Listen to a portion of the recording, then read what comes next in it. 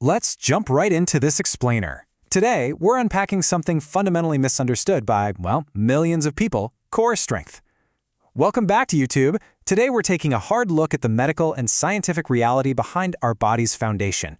We're talking about a massive paradigm shift here, moving totally away from the pure aesthetics of fitness and zeroing in strictly on biomechanics, injury prevention, and true longevity.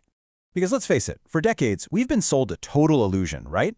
We've been told that suffering through hundreds of crunches for a fragile summer six-pack somehow equals a healthy spine. But as we're going to see in the data today, the medical reality is completely different. So ask yourself this: is your core actually strong, or is it just visible? Because in the clinical world, looking fit and actually functioning pain-free, those are two entirely different things. Scientifically speaking, your core is not just your stomach. It's actually this incredible three-dimensional box containing exactly 29 pairs of muscles. This includes your deep abdominals, your spinal erectors, your diaphragm, and all the way down to your pelvic floor. It's this highly integrated, complex system that acts as the absolute bedrock foundation for literally every single movement you make. Section 1. Biomechanics, the chassis, and the sailboat. To really grasp why this 3D box matters so much from a scientific perspective, we need to look at how all these parts actually transfer energy. Think of your core as the chassis of a car.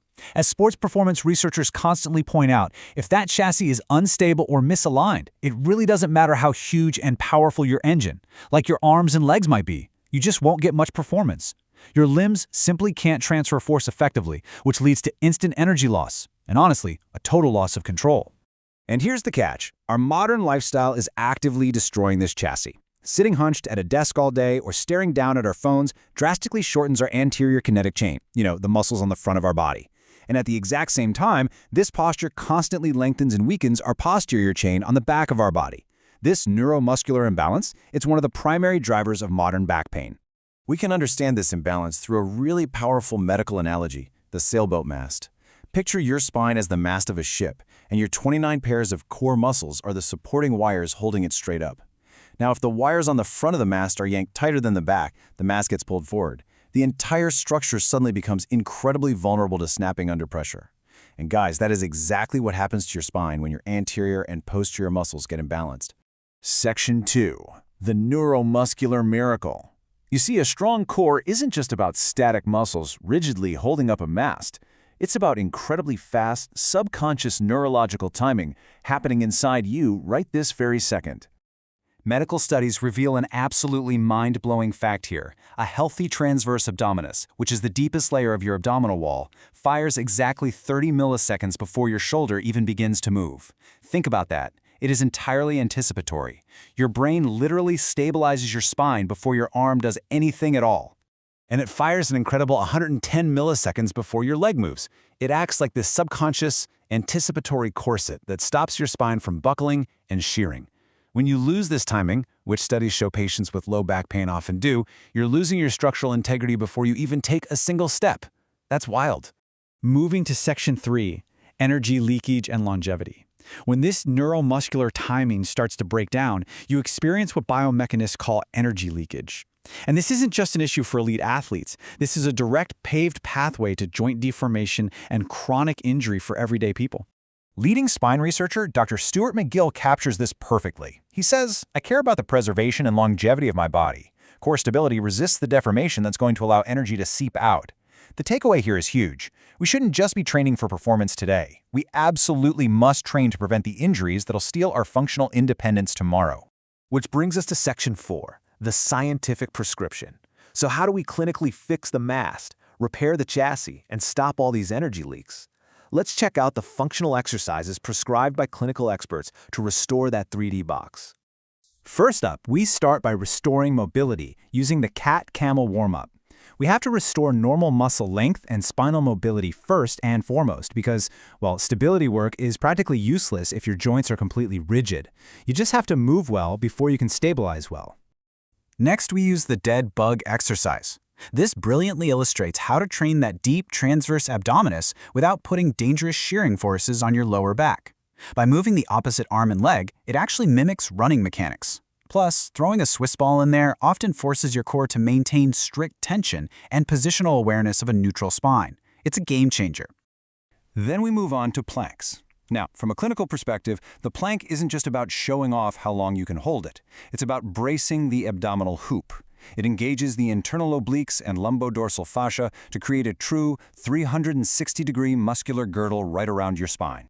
Finally, to build anti-rotational stability, which is absolutely vital for forward motion activities like running, we add a movement called stir the pot. You place your forearms on a Swiss ball in a plank position, brace super tightly, and perform slow, controlled circles. It challenges the core dynamically in every direction, which stops the excessive torso twisting that leads to those energy leaks we talked about. Section 5. Rebuilding the aging core. But hey, what if you're middle-aged and traditional high-intensity exercises or heavy weights just cause way too much joint pain to properly rebuild this stability? How do you safely get that neuromuscular timing back? Well, this brings us to a fascinating and honestly slightly futuristic-sounding clinical study in the Journal of Physical Education. They investigated using blood flow restriction, or BFR training. Basically, this involves safely restricting venous blood flow to create high muscle adaptation using very low-intensity loads. It creates a hypoxic environment that stimulates massive muscle growth and strength, totally bypassing the need for heavy, joint-damaging strain. Pretty cool, right? And the results build a profound case for preventative health. Middle-aged adults doing a 12-week, low-impact BFR routine saw statistically massive improvements.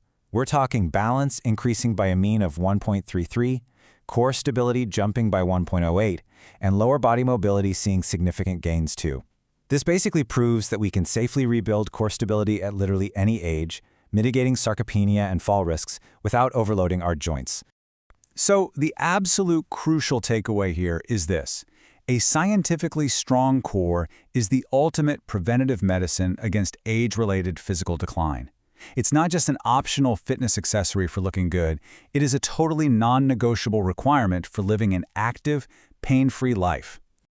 I want to leave you with a bit of a provocative thought as we wrap up today's explainer. It's time to fundamentally rethink how we move and how we exercise. Ask yourself, are you building a fragile six-pack for a quick summer photo, or are you building an unbreakable foundation that's going to carry you safely through the decades ahead? Thank you so much for joining me today. I really hope this scientific look at core stability completely changes the way you approach your health.